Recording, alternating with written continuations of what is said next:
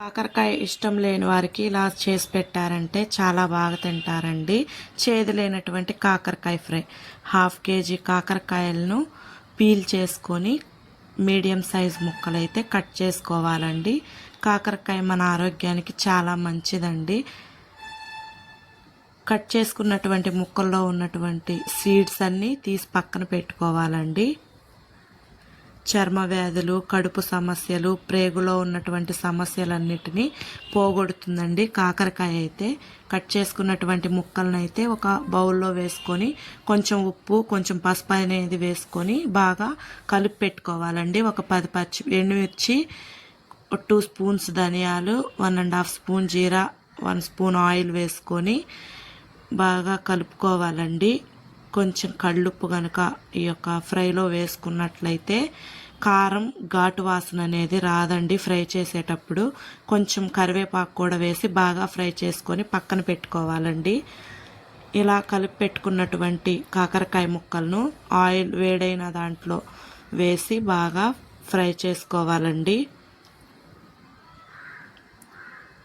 Fry అయిన వాటిని ఒక ప్లేట్లోకి తీసి పక్కన పెట్టుకోవాలండి.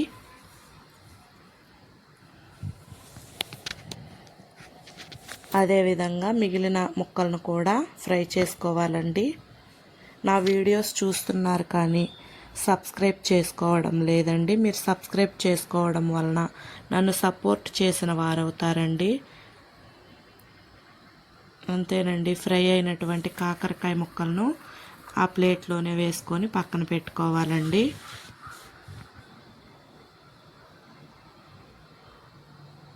గింజలు తీసి పెట్టాం కాదండి కాకరకాయ విత్తనాలు, వాటిని కూడా 1 నిమిషం పాటు ఫ్రై చేసుకొని తీసివేసేసుకోవాలండి.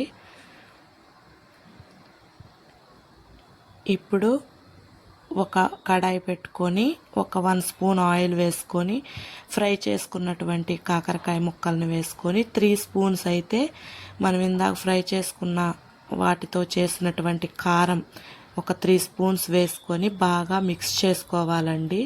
ఇలా కనుక మీరు చేసి పెట్టారంటే కాకరకాయ ఇష్టము లేని వారు, చేదుగా ఉంటుందని చెప్పేవారు కూడా చాలా బాగా తింటారండి. అంత బాగుంటుంది ఈ రెసిపీ అనేది. అసలు చేదు అనేదే కనిపించదండి, అంత బాగుంటుంది. ఒక 2 నిమిషాలు కలుపుకొని పక్కన పెట్టేసుకోవాలండి. అంతేనండి, ఎంతో రుచికరమైనటువంటి కాకరకాయ ఫ్రై అయితే రెడీ అయిపోయిందండి. నా వీడియో నచ్చిందా? ప్లీజ్ నన్ను సపోర్ట్ చేయండి అబ్బా. Bye bye.